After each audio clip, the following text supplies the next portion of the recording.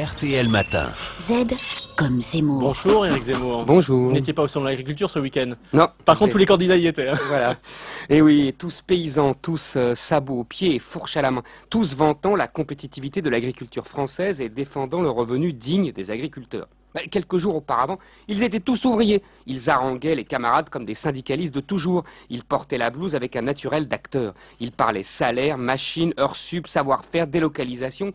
Tous, ils défendent le produire en France. Tous, ils tonnent contre le dumping social et écologique. Suivez mon regard bridé. Tous, ils se battent pour le pouvoir d'achat des plus modestes. Plus personne pour avouer, comme Lionel Jospin, que l'État ne peut pas tout. Plus personne pour promettre du sang et des larmes, comme un Raymond Barre jadis. Seul Bayrou ose parler franchement d'économie.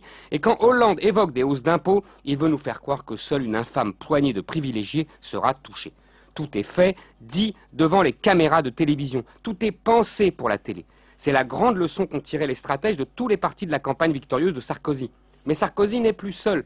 Hollande, comme Marine Le Pen, Bayrou, comme Mélenchon, sont aussi des enfants de la télé. Question de génération, les candidats s'adressent à des électeurs, consommateurs et zappeurs. L'important est ce qu'on dit sur l'instant. Qu'est-ce que vous voulez dire? Qu'ils font tous du Sarkozy? En 2007, Nicolas Sarkozy avait mené de front deux campagnes. Une étatiste et souverainiste, écrite de la main d'Henri Guénaud, et une autre, réformiste libérale et européiste pour plaire à Alain Minc et au cercle de la raison. Tout dépendait du moment et du public. Cette fois-ci, il recommence. Après avoir assuré son flanc européen en vantant la modèle allemande d'Angela Merkel, il se retourne vers l'électorat populaire français en reprenant la République référendaire chère à Marine Le Pen. C'est Merck-Pen. Les contradictions ne sont pas assumées, mais éludées.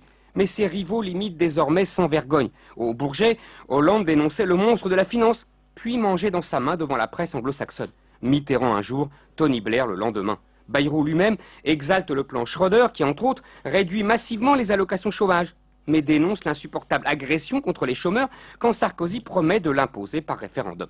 Marine Le Pen veut sortir de l'euro pour relancer la compétitivité de notre économie, mais fait mine de ne pas comprendre qu'une dévaluation massive de notre nouveau franc réduirait l'épargne et le pouvoir d'achat des Français.